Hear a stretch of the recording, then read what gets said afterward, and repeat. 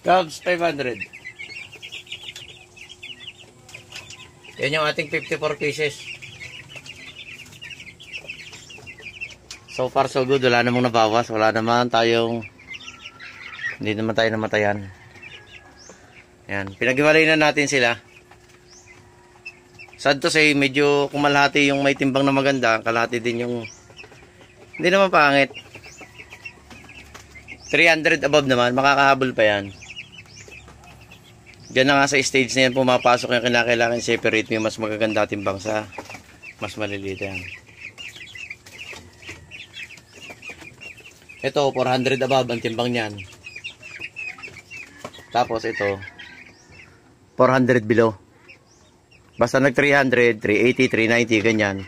Dito ko na nilalagay. Ang actual counting natin yan, kung kinuha natin yan ni November 25, ngayon ay December 9. Parang eksaktong 14 days. Kaya lang, tatapusin mo na itong buong araw ng 9 para maging 14 days. Kasi 14 days yung dumating sa 25 yung dumating. So okay pa rin yan. Consider as good pa rin yan dahil yan mga isang linggo lang maghahabol na ng kain niya mga yan. Ayan, dalawa ng only feeder ang ginagamit natin sa kanila. Tapos dito sa kabila dalawa rin. Para itong mga malalaki mas lalo pang lumaki. Ito yung mga mauunang harvest natin. Siguro mga 28 days harvest to. Tapos ito siguro 33 hanggang 35 days harvest to. Tama-tama to sa pista ng San Juan. Pasok na pasok ito. O yan ang ating update sa ating farming. Ayan. Ito, itong dingding na to, inopen ko lang yan ngayon pero may bababa ko rin lang yan.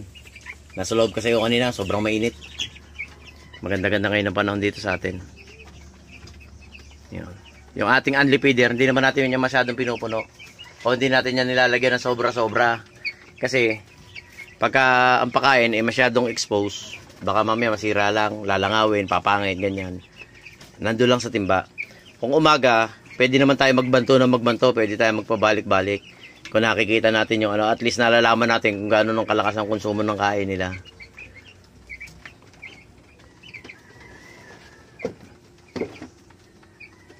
Yan o. Yun yung ating katuwang sa pagmamanukan. Yun. Yun lagi nag-iintindi, nag-aasikaso ng mga bagay-bagay dito pag wala ako. So yung ating katuwang sa buhay. Diba? Yan, mga 300 dyan.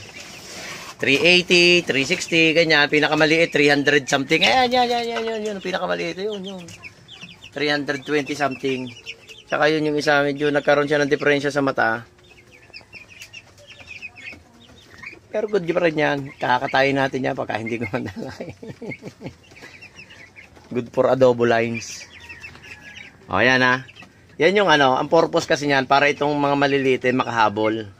Para yung sa gusto nating makuha na timbang, makakahabol talaga sila. Di ba? O sa umaga, tubig tayo. Hanggang mamaya tubig. Pero pagka yung medyo lumamig-lamig na sa hapon, papalit na tayo ng vitamins. Tinanggal na natin yung sapin. Puro mga panggilid na lang na dingdingan natin tira na ano. May manggagaling ng hangin sa kanila sa ilalim. Okay lang yan. Malalaki na sila. Sa ganyang bilang ng araw, meron ng sariling produce ng init ang katawan nila. Kaya mangyari niyan, okay na sila nang walang ilaw sa umaga. So sa gabi, kailangan natin ng ilaw kasi hindi na init. Ang kailangan na natin sa gabi, yung may liwanag para makakain sila.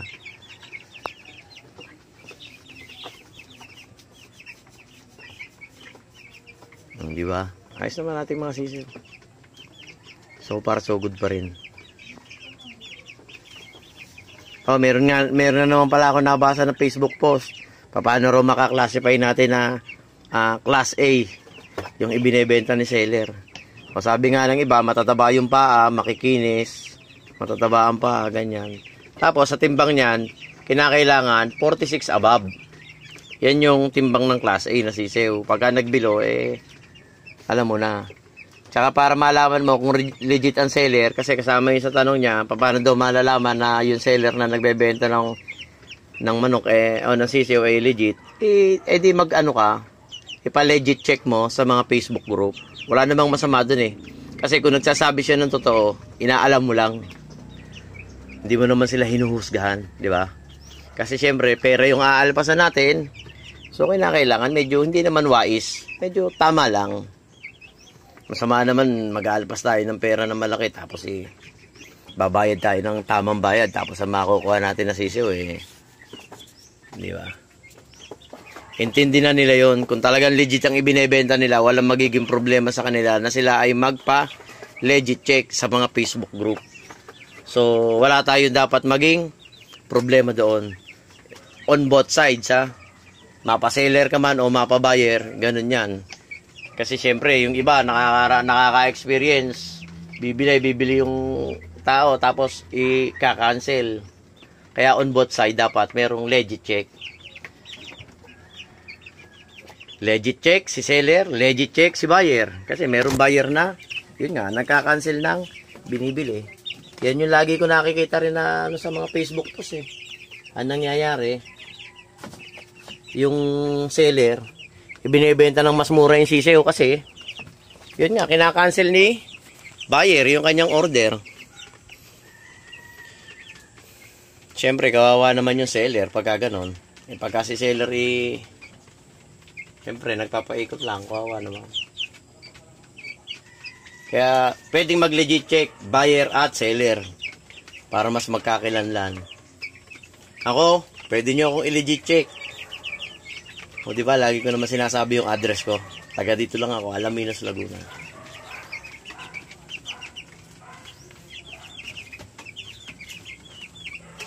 O, yan lang. O, for now, yan lang muna. O, yan, naka-unli feeder na sila. Pero tigkakalating tabo lang muna lagay yung mga umaga. Para na monitor natin yung kain. Sa gabi, pwede natin takalan ng tagi-isang tabo yan. Kung kaya na nilang ubusin. Pero kung di naman nila kayang ubusin, tansyahin nyo lang. Yung pagising nyo ng umaga, alam niyo kaya nilang ubusin para hindi naman yung kanilang pakain naka-expose na. No, kaya nga inisilyado sa pakainan eh. So kinakailangan ganun din aalagaan mo rin nyo sa pakain para makakuha ka ng mas magandang resulta sa pag-aalaga mo ng sisiw. Ika nga, hindi ka mo magandang klase binili mo ng pakain, nakabuyang-yang naman sa labas, di ba? So papangit na rin yung klase niyan pag ganyan, madadapuan na limbawan ng langaw. So yun yung purpose noon, kaya kinakailangan meron kayong isang balde na pinagsasalinan. Ayan, nagta-transition pa rin tayo. Simula tayo ng transition noong day 12. O, day 14 nga ngayon, nagta-transition pa rin tayo. Siguro almost 75% na dito yung Integra 2. Sa Integra 1 is 25% na lang. Siguro by tomorrow, kung mauubos itong naririnig sa aking balde, di purong Integra 2 na kakainin nila. O, diba?